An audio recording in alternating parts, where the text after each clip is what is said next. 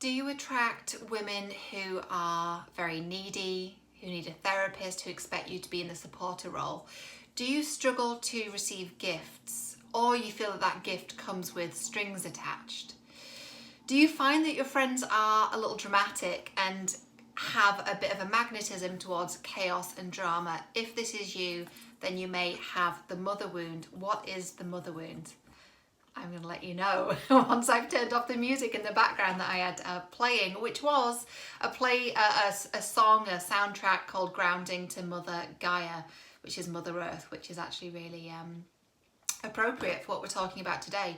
So what I'm going to do today, I know I've talked about the mother wound before, but I'm going to go deeper with this. This is going to be more for people that are advanced on this journey. You know what the mother wound is, and you want to go deeper with this and really, really heal it.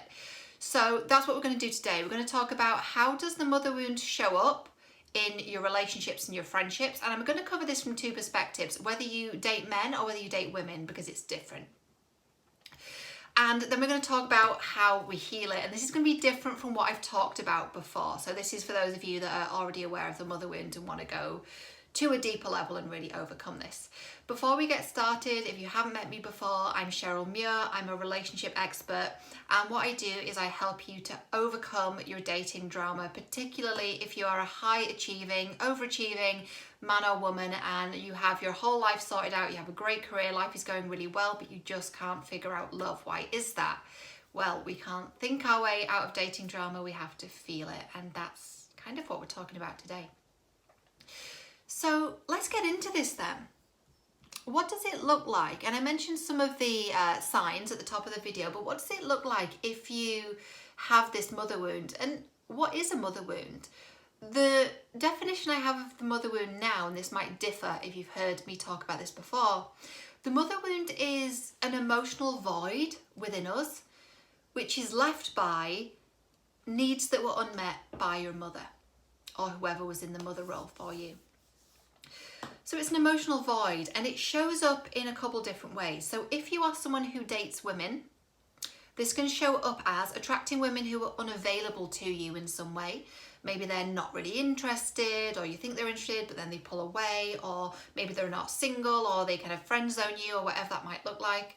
Maybe those women attract lots of drama and chaos, like it's always a drama with them, and you get caught up in that. Maybe it's a woman who expects you to overly give to them, like expects you to take care of them financially or in other ways, or to be their therapist. It could be women that are just generally not emotionally healthy and not emotionally trustworthy. So they're not able to really regulate their emotions, and perhaps they blame you for it. And they don't really embody a very healthy feminine energy, and you don't feel really safe with them. They don't feel emotionally safe. They feel like they could, fly off the handle and not really be able to be with themselves and be with their emotions.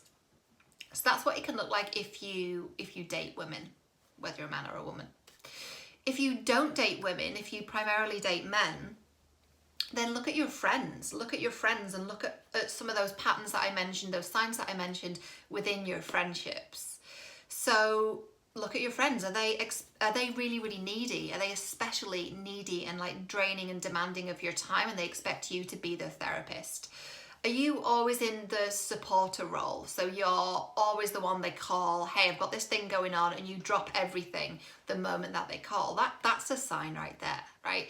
So sometimes when we don't date women, but we have women in our lives as friends, we attract these emotionally unavailable women as friends. Maybe you've had a conversation with this friend and said, hey, this is what I need, and then they ghost and they disappear, and that brings up a sense of lack of safety with this person, or lack of safety within yourself. And then they get in touch after months of ghosting you, and they need something, but the second they text or call and say, hey, I need you, you drop everything and run to them. So this is not just about the other person. This is not just about us blaming the other person and saying they do these things and they're wrong and they're not emotionally healthy. We're enabling it. We're enabling it by responding as soon as they ask us to do something. Why is that? It's because of what was modeled to us when we were young with our relationship with our mother. If you struggle to ask for help or receive support, that's another sign of it, because our mother is a nurturing presence in our life. And if she isn't there through either she's not physically here anymore in the world, she's passed away. I know a number of people who've had that experience. I can't even begin to imagine how painful that is. Or if your mother's physically here but she's emotionally unavailable, or she is tangibly in some way not available to you. Maybe she's not attuned to your needs now and wasn't ever throughout your life, wasn't ever really attuned to your needs, wasn't compassionate, wasn't empathetic, wasn't really how you expect a mother to be. So that's what we mean by the mother wound too. It's not just your needs weren't met by her. It might be that there's no longer a mothering presence in your life through her passing away, or maybe her physical self is still here, but you feel like emotionally she's not there, and you can't call her when something goes wrong. You've learned that you're not going to be supported. That's really hard and it's painful. So if you struggle to ask for help or receive support, that has a lot to do with the relationship you had with your mother. Or if you, and I mentioned this at the top of the video, but if you struggle to receive gifts, or you feel like that gift is going to come with strings attached, that's probably because you learned this conditional receiving from your mother, like you do this for me and I'll do this for you. That's not how we typically expect a mother to show up. We expect a mother to nurture us because they love us, and not I'll do this for me if you do this. I'll do this for you if you do this for me. We don't expect that dynamic from a mother. But if you had that from your mom, then you are going to have this relationship with giving and receiving that's not quite healthy and not quite balanced. And that can show up by struggling to receive money, struggling to receive love, struggling to have your needs met in some way. This feeling that you need to do something to receive what you need. So how this sounds with my clients is, what do I need to do to get love? You don't need to do anything to receive love. So when we've healed this, what it feels like, particularly if you're a woman, what it feels like is, instead of going to the thing that you want, you lean back and you let the thing come to you. You're able to attract, you're able to manifest quicker. Because all that's really about is about receiving. When we're not able to receive, and when we don't really trust other people to support us, we come to meetings with an agenda, and we are propping up. I'll explain what I mean by agenda in a minute. We are propping up the conversation. We are doing all of the emotional labor. We are doing all of the supporting, because one, that was modeled to us and we were used to it, and two, we don't trust the other person to support us. So I see this with my clients when they come to a call with me and they have an agenda. They literally say, okay, this is what I want to cover, this, and this. And I'm like, okay, that's great. We can cover all your points. Of course we can. But I can also see that there's a control thing there. They want to control the conversation because they don't believe that they're going to be safe with another person. And then I know there's some work to do there around receiving and unpacking that. So yeah. That's different to having an intended outcome for a call, but when you come to a call, with a coach or a therapist with like, here's what we're going to do and here's the agenda, you're not really trusting them to do the work that they're an expert at, right? So that's just something to look at. So it's really this experience of feeling like you're not going to receive what you need because that's what was modeled for you. So let's get straight into how do we heal it then? So how we heal this is we give ourselves what we didn't receive from our mother. So just tune into that now with me, if you would. Just close your eyes and put your hand on your heart if that feels really good to you. And just ask yourself, what was it you didn't receive from your mother that you really wish you had? What are you not receiving from her now that you really wish you could receive? What is that? Is that empathy or compassion or understanding? Is it unconditional love and acceptance? And how can you give that to yourself? And when you're ready, you can open your eyes. So maybe pause the video now and just write that down. What is it that you wish you received from her, and how can you give that to yourself? That's the healing process. How can you nurture yourself? How can you be more gentle with yourself? I see this coming up in my clients when they are very, very critical, and I say, hey, what's your inner dialogue like? How do you speak to yourself when you make a mistake? And they usually say something like, I'm pretty terrible to myself. I say pretty terrible things that I would never say to another person. You know, they berate and belittle themselves. They're not forgiving of their mistakes, and they think they have to be perfect. That's a psychological model called the 6 psychological drivers. Is that the yeah, it is the psychological drivers. I thought I was going into a different model then. The psychological drivers, one of them is I have to be perfect. Feeling like you have to be perfect to be okay in the world, to receive love, to receive whatever it is you're wanting to receive. You don't have to be perfect. And that's also such a moving target. None of us are perfect. Be committed to excellence and doing the best that you can, but know that we're all human and we all make mistakes, you know?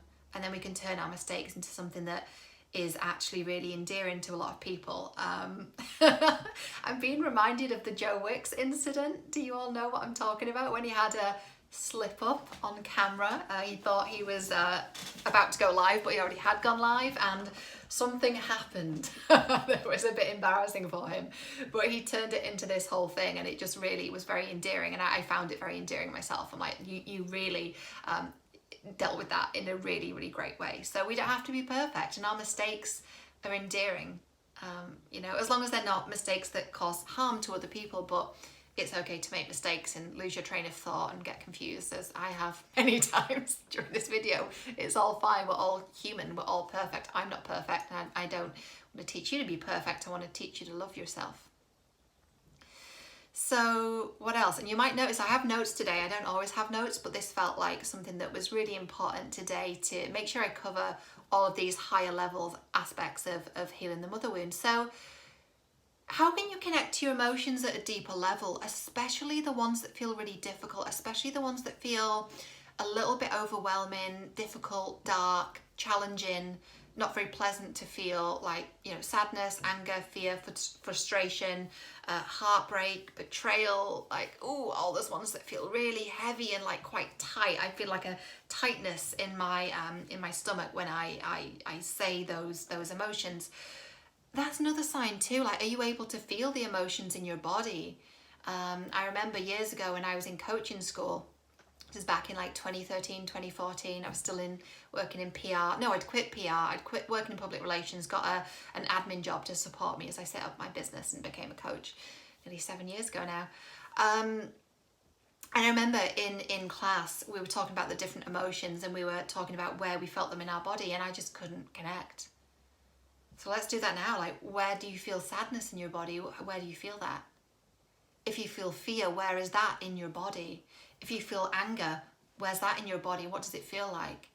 Are you able to do that? Most of us can't until we start to do this work of feeling again. When you've done that, you've numbed out, and usually we numb out when we're small because it's not safe to feel our feelings because of something that's going on within the household, with our mother, with our father, just with the family dynamic, the family home in general. Maybe there's lots of arguing, fighting, maybe there's an inappropriate use of alcohol or some other drug or addiction type thing. And we learn not to feel because it's too painful, because nobody is there to soothe us, and that's really hard, right? So if that doesn't happen, if we're not soothed when we're small, if we don't have an adult like kind of kneeling down to our level and saying, oh, you know, you seem like you're having a really big emotion now, can you tell me what you're feeling? And usually a child would say, oh, I feel sad, or I'm mad about this thing. Like, they'll say it in a really quite innocent, childlike way. It won't be complex.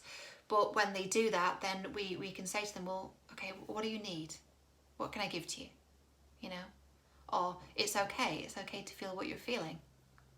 Now, sometimes parents do that thing where they try and like distract the child with a toy, or they're like, oh, come on, let's go over here, look at this thing over there, and they think it's like trying to help them feel better. But can you imagine, like, now as an adult, if you were feeling really sad and someone's like, oh, hey, look at this shiny thing over here, you'd be like, what the fuck? I'm having this feeling, and you're trying to make me look somewhere else. It's like you're not seeing my emotions. So, I mean, it's complex, but what that basically does to us psychologically is we doubt our own emotions. We doubt what we're feeling, and we're not safe within our emotions because it hasn't been modeled to us. And subconsciously, we start to believe, oh, there's something wrong with how I feel because my parents not reflecting it back to me. We need, until the age of about 6, we need an adult to reflect our emotions back to us and help us understand what we're feeling. It's just a process we have as humans. And if that's interrupted, If that process is interrupted, it means regulating our emotions becomes really hard. So let's bring it back to today. Notice where you're numbing out or avoiding. If you feel something really difficult that's triggered by a text message or a phone call or whatever it might be, do you grab your phone and start scrolling? Most people do, right? Do you grab the remote control or grab your laptop and put on a movie or the TV show that you like? Notice when you're doing that. Or do you turn to work? That's really common with my clients as well. Do you turn to work? Oh, I'm going to work even harder, and then I'll be even more successful, and then I'll finally be good enough. And there's nothing outside of yourself that can make you feel good enough if you have this mother wound. I know many Hay House authors, but I've got one in mind, and I remember her saying to me after she had a best-selling book, it was her debut book and it was a bestseller. And she looked at me and I said, oh my God, that's amazing. Like, you must feel so proud. And she looked at me and she said, I just feel like, when am I finally going to be good enough? And it was heartbreaking to hear her say that. To hear someone who has a best-selling book with Hay House say, I still don't feel good enough. When am I going to feel good enough? You feel good enough when you go within. You feel good enough when you know that you're good enough and you do the inner work. It doesn't matter what happens outside of yourself. None of that will make you feel better about yourself. It won't.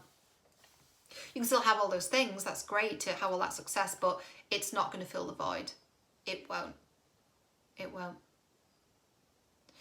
So how can you break that cycle then when you feel a difficult emotion coming up and you feel yourself go into the old behavior of overworking, workaholism? By the way, workaholism isn't a good thing. I think in our society we think, oh, if you're a workaholic, it's not like being an alcoholic. It kind of is, because we're using something outside of ourselves to numb out and to cope. So I have been sober now for 6 years. It'll be 7 years in September. And when I gave up alcohol, I took up work as being an addiction to cope with things. So just be aware of that. Be aware of in what ways you're numbing out and how can you feel your feelings. Obviously, this is exactly what I teach in all my courses and in coaching. So if that's of interest, then go to the description down below. You can book a call with me or you can enroll in the courses right away. Incidentally, I'm teaching on this in our monthly group Zoom Hangout this afternoon, where we're covering the mother wounds. I'm going to coach my people on this, and you get access to those calls when you're in one of my courses. So it's also worth looking at your friends. Who are you surrounding yourself with? All right, who's the drama queen? Who's the one that's pulling on your energy? Who's the one that's not really respecting your needs? Who needs to go? Who needs to be given the old heave-ho? That's hard.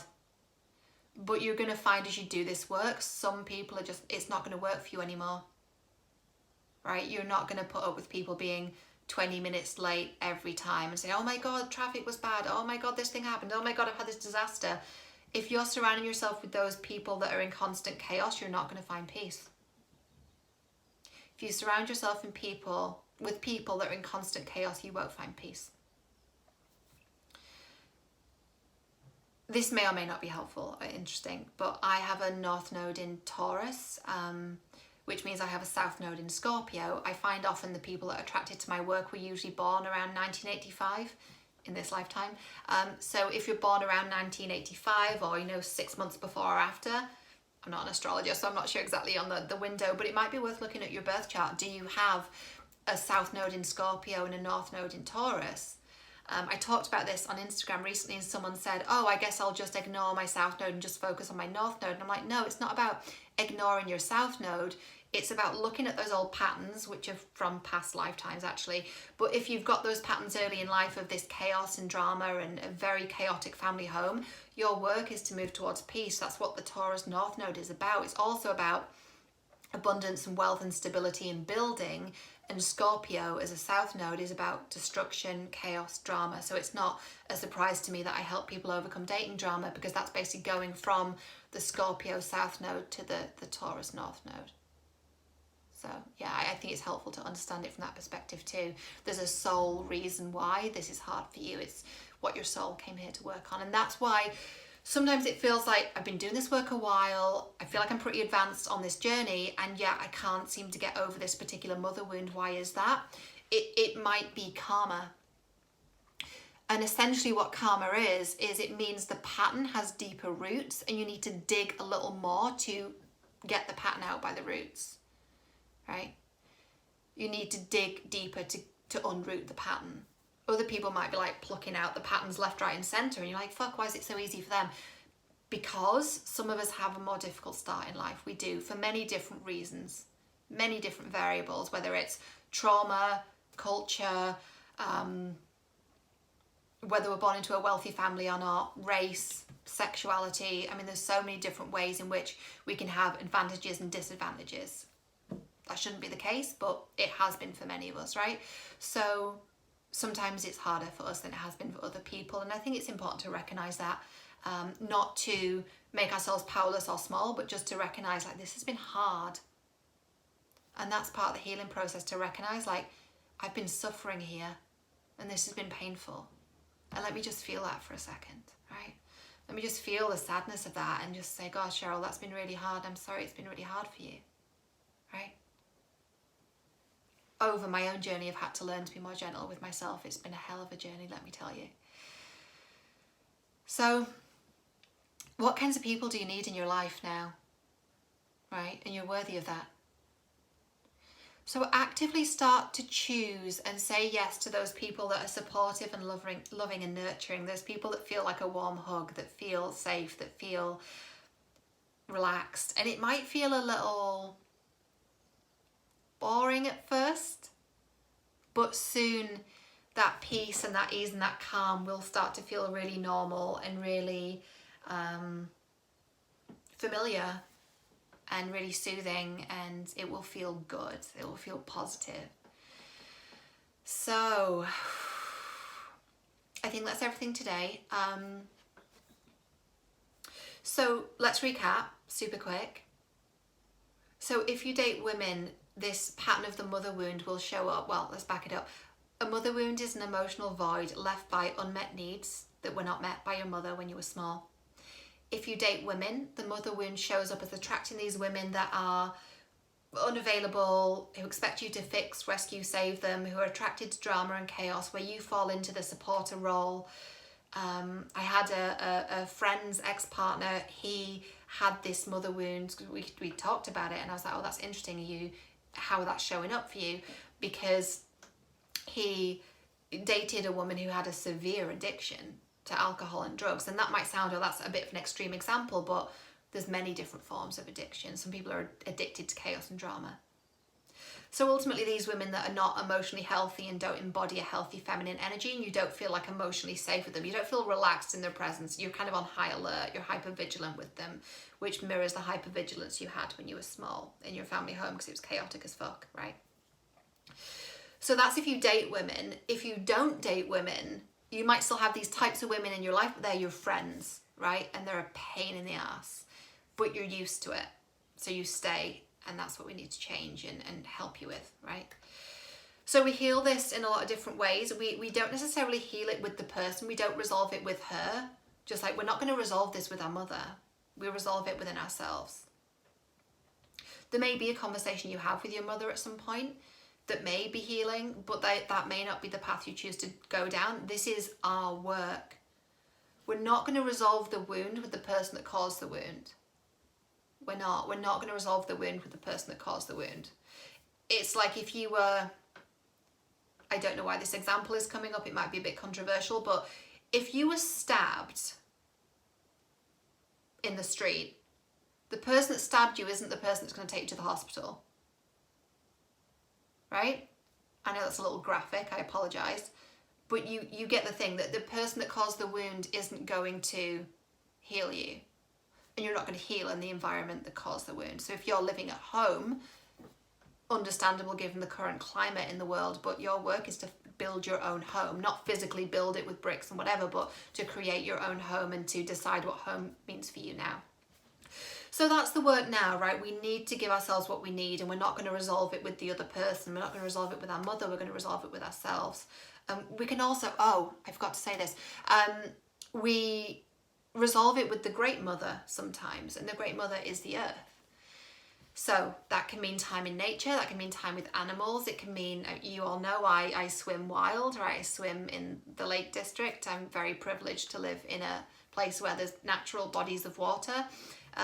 But how can you surround yourself with nature? Can you pot some plants? Can you be out in a park or a garden? Can you open the window and just hear the birds sing? Like, it depends on where you are, right? But how can you be supported and held by the Great Mother? It's not going to fill the void of not having a mother. I'm not saying that at all, but it will help regulate your nervous system, and it does help us on some level. So I really hope you enjoyed this. I'm going to do these videos every week, mainly because it's just easier for me to do it live, honestly, than to edit it and procrastinate over it. So I'm just going to do them live. They're going to be like this. They're going to be imperfect. They're going to be unedited. I hope that's helpful. And yeah, I'm going to do these every Monday for the foreseeable. If you want to work with me, the details are down below. I have courses, I have private coaching to help you with all of these things regarding the patterns that you're finding yourself in relationships. They all come from somewhere. So this is not about, let me give you the dating strategy to manifest your soulmate. This is about, where did these patterns come from and how can I heal it to create a different reality for myself in love and frankly in all the other areas of my life. So the details for that down below. You can also apply for a call with me. I have 2 different options for calls with me. Apply for a call with regards to private coaching and apply for a call with regards to digital courses, but the details are down below. I'll leave it to you to figure that out. I trust you. I know you're smart and I know that you know what is best for you. Subscribe to the channel, ring the bell so you get notified when I post a new video or when I'm live, because I often don't tell you that I'm going live. It'll be around this time on Mondays, I expect. And you can also follow me on Instagram. My handle there is Cheryl J. Muir. My website is cherylmuir.com. I'm sending you so much love. Thank you for being here, and I'll see you next time.